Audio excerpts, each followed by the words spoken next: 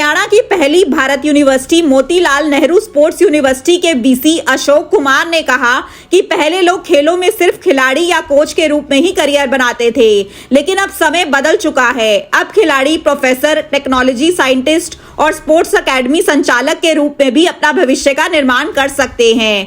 VC Ashok Kumar आज university में अपने कार्यालय में पत्रकार वार्ता को संबोधित कर रहे थे।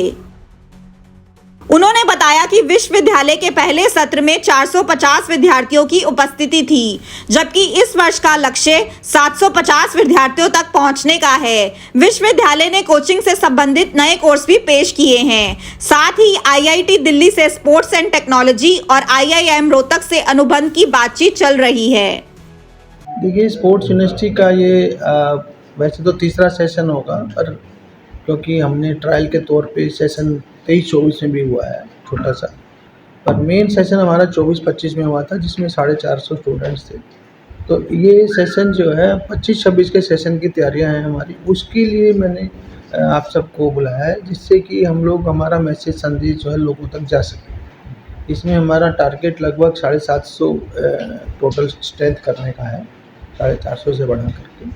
और इसमें हमने कुछ कोर्सेज बढ़ाए हैं जो पहले से चल रहे थे, BPS, BSc sports science, MPS, PhD को तो चल ही रहे हैं। पीजी डिप्लोमा, तो पीजी डिप्लोमा एक तो जो कोचिंग का पीजी डिप्लोमा है, उसमें हमने 3-4 जो है स्ट्रीम्स और बढ़ाई हैं। ठीक है, swimming, hockey, judo, fencing, 4 shooting, swimming, shooting, judo, fencing और हॉकी, ये 5 गेम्स जो है पिछले बार इनका डिप्लोमा नहीं था, तो ये ऐड किया है। और इसी तरह से हमने जो है जो स्पोर्ट्स साइंस है, पिछली बार था स्पोर्ट्स न्यूट्रिशन में था और स्ट्रेंथ एंड कंडीशनिंग में था, तो इस बार हम जो है स्पोर्ट्स मैनेजमेंट,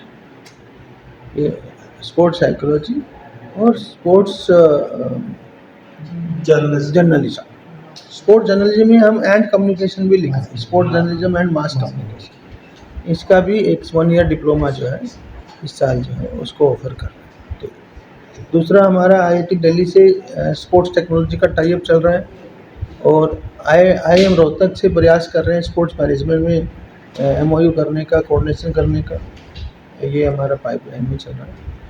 और एक लास्ट सूचना मैं देना चाह रहा हूँ कि 22 अप्रैल को हमारा जो है ना एक्ट नोटिफाइड हुआ था, स्पोर्ट्स यूनिवर्सिटी का एक्ट, तो 22 अप्रैल को हम इसका एनुअल फाउंडेशन डे भी मनाएंगे। उसके लिए प्रयास कर रहे हैं कि माननीय मुख्यमंत्री जी आ जाए, अभी फाइनल नहीं हुआ है। इतनी सारी सूचनाएं, जिस तरह से सारी सुविधाएं, तो आसानी से अभी टाइम लगेगा, पूरी तरह से यूनिवर्सिटी को खड़ा होने में 2 से 3 साल का समय लगेगा, पर हम जितना हमारे को उपलब्ध करा पा रहे हैं उसी रेशो में हम आगे बढ़ रहे हैं। तो इस साल जैसे पिछले साल हमने 450 बच्चों का कर लिया, और कुछ कोर्स करा पाए, कुछ नहीं करा पाए, पिछली बार स्विमिंग नहीं करा पाए थे, शूटिंग नहीं करा पाए थे, तो इस साल हम वो सब ध्यान में रखते हुए हम 450 से 750 ही टारगेट ले जा रहे हैं। ऐसा नहीं कि हम सीधा 1500 ले जा रहे हैं, तो उस हिसाब से हम कर रहे हैं। वैसे मेरी अपनी सोच है कि यूनिवर्सिटी को अपना पूरा शेप लेने में 3 साल लगेगा। चल जाए, प्रोस्पेक्टस हमारा स्पोर्ट्स यूनिवर्सिटी की वेबसाइट पे डला होगा, तो बच्चे अभी से फ़ायदा उठाएं। हमने इस बार अर्ली इसलिए किया कि पिछले साल जैसे लेट हुए थे, तो फिर लेट में लोग बाग इधर उधर एडमिशन ले लेते हैं। तो जो बच्चा स्पोर्ट्स में करियर चाहता है, तो उसके लिए बहुत अच्छी अपॉर्चुनिटी है। पुराने दिन गए कि जब खाली जो है ना, या तो खिलाड़ी के रूप में करियर सोचते थे लोग, या कोच के रूप में। अब तो और एज ए असिस्टेंट प्रोफेसर के रूप में आपका करियर है, एज स्पोर्ट्स साइंटिस्ट आपका करियर है। आप अपनी एकेडमीज खोल सकते हो, जो sports nutrition, sports psychology, sports management, इन सब में तो बहुत सारी ब्रांच आउट हो गई। तो कैरियर, स्पोर्ट्स में कैरियर बढ़ेगा फ्यूचर में। देश भर में 12 यूनिवर्सिटी डिक्लेयर हो चुकी हैं, तो एकेडमिक्स से लेकर के हर चीज़ का स्पोर्ट्स का कैरियर आगे बढ़ रहा है। वीसी अशोक कुमार ने जानकारी दी कि 22 अप्रैल को विश्वविद्यालय द्वारा एनुअल फाउंडेशन डे मनाया जाएगा। उन्होंने यह भी बताया कि विश्वविद्यालय ने पिछले वर्ष राष्ट्रीय स्तर और ऑल इंडिया इंटर यूनिवर्सिटी प्रतियोगिताओं में 13 मेडल जीतने की उपलब्धि हासिल की है। इसके अलावा विश्वविद्यालय ने एक स्कॉलरशिप योजना भी शुरू की है, जिसके तहत विद्यार्थियों की अचीवमेंट के आधार पर 50% से 100% तक शुल्क माफ किया जाता है। 12 मेडल हैं और ऑल इंडिया यूनिवर्सिटी को छोड़ करके नेशनल लेवल के 13 मेडल हैं, जिनमें से 5 मेडल नेशनल गेम्स के हैं। पेंटाथलॉन के हैं, नेटबॉल के हैं, बीच कबड्डी की है एक खिलाड़ी और हॉकी का है मैं एक खिलाड़ी। और 8 मेडल जो हैं हैंडबॉल में हमारी 2 लड़कियां, उन्होंने ब्रॉन्ज जीता है नेशनल में। कुरास में एक लड़के ने ब्रॉन्ज जीता है। ग्रैपलिंग में 3 गोल्ड और 1 सिल्वर जीता है। ये सीनियर नेशनल ग्रैपलिंग है नेशनल लेवल की। सॉफ्ट टेनिस में 2 बच्चों ने गोल्ड जीता है। और मॉडर्न पेंटाथलॉन वो तो मैंने बता दिया, नेशनल गेम्स में 5 मेडल है। तो टोटल 12 और 13 25 मेडल हैं। ग्रैपलिंग में 7 मेडल हैं, boxing 4 medal all India university में। और नेशनल गेम्स में हमारे 5 मेडल हैं।